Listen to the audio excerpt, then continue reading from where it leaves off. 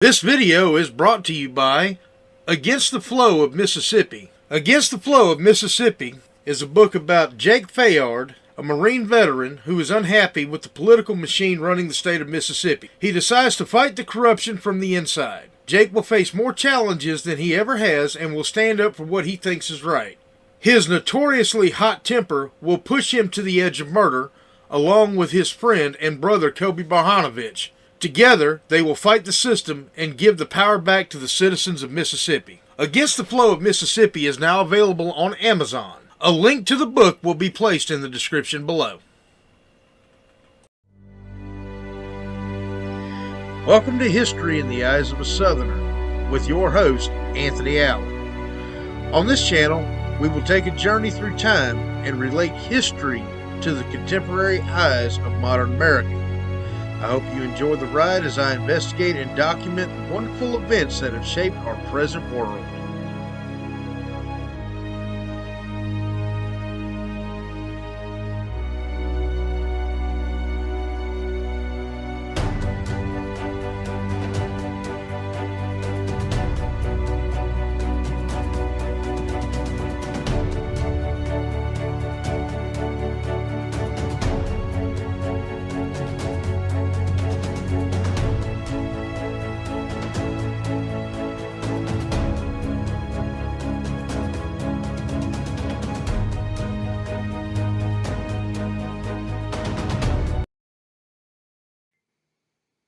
All right, y'all. So back on to more fun topics.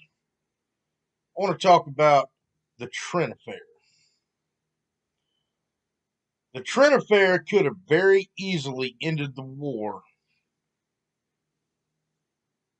of Northern Aggression, at the end of 1861.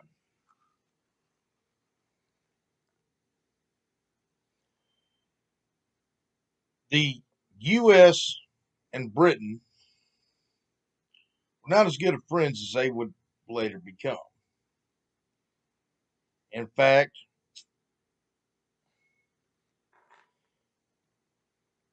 I would venture to guess that they were still pretty pissed off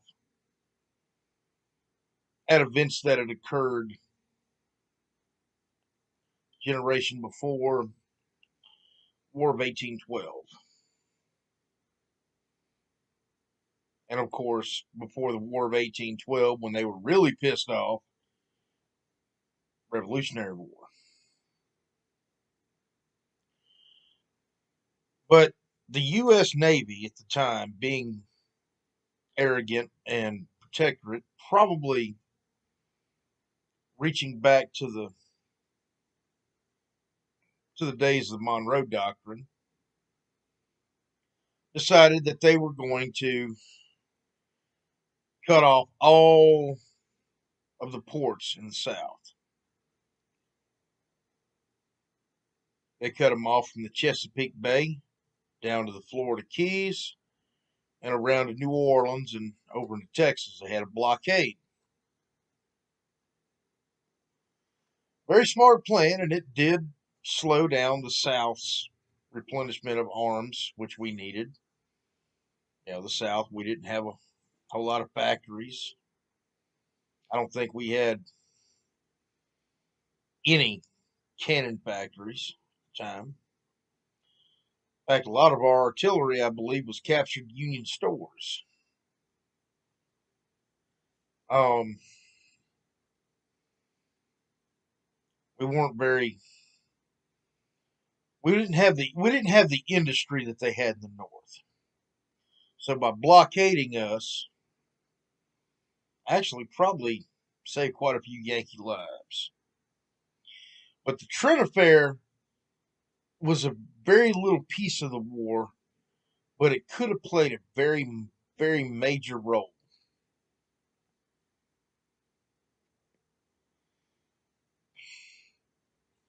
The U.S. Navy at the time was one of the, it wasn't as vast as it is today. But of course, it still had its mercantile fleets, it still had its warships, still had its frigates and whatever. Well, the USS San Jacinto, commanded by Charles Wilkes, intercepted a Royal Mail ship. And there were two Confederate envoys on board bound for England, John Slidell and James Murray Mason. Well, they thought they were going to treat them like spies. They boarded the ship and they took the two Confederate envoys off. And when they did, they held them in prison. England protested. France and England were getting along a little bit better. France was already thinking about coming in with us at the time. England already had their people over here, their diplomats, and they were speaking with the Confederate government. They were trying to figure out what they were going to do. Well, it don't take a rocket scientist to know that you don't kidnap two people off of a foreign ship and hold them in prison without pissing off the host ship, the host countries, the host ship's country. And that's what happened. The U.S. already had their hands full.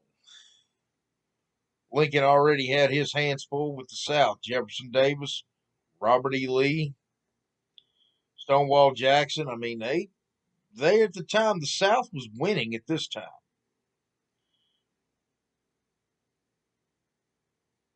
They knew they couldn't afford a war with a European power. So they wound up eventually capitulating and releasing the two Confederate diplomats, and they went on to England. Now, I have a theory on this. It's commonly known that England did not like the institution of slavery. France did not like the institution of slavery. They did not want to do business with a slave-holding republic, such as the Confederate States of America. But boarding their ships, and I want to say it happened off the coast of Bermuda, they weren't going to stand for it either. So inadvertently, the attitude in England was, we're going to help the South. Not really help the South, but the enemy of my enemy is my friend. Luckily for the North, England did not join on our side. If they did, the war would have been over. My guess is by about 1862, about the end of 1862. Lincoln would have surrendered. Jeff Davis would have been sitting in a rocking chair on the back porch of the White House in Washington, should he have chosen. Or maybe not.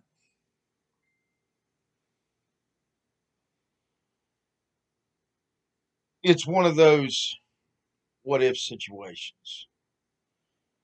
I'd like your comments on it. What do y'all think would have happened if England would have entered the war? This has been History in the